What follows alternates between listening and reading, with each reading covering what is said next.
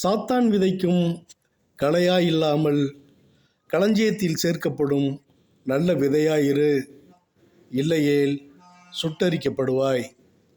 வேத வசனத்தை ஏற்றுக்கொண்டும் அதன் மீது தாகம் இல்லாதபடியால் பாறை மீது விழுந்த விதைகளை பறவைகள் வந்து பொறுக்கி விடுவது போல் சாத்தான் சுலபமாய் உங்களை வஞ்சித்து விடுவான்.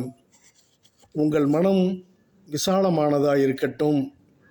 கடுகு விதை சிறிதாயிருந்தும் பூமியில் உள்ள பூண்டுகளிலே பெரிய மரமாய் வளர்ந்து பறவைகளெல்லாம் வந்து தங்கிட இடம் கொடுப்பது போல் உங்கள் இருதய நினைவுகள் விரிந்து இருக்கட்டும்.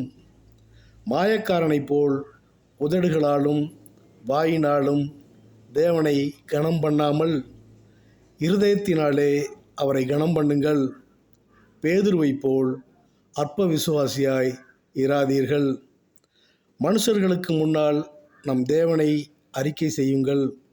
அப்பொழுது அவர் நம்மை பிதாவிற்கு முன்னால் அறிக்கை செய்வார்.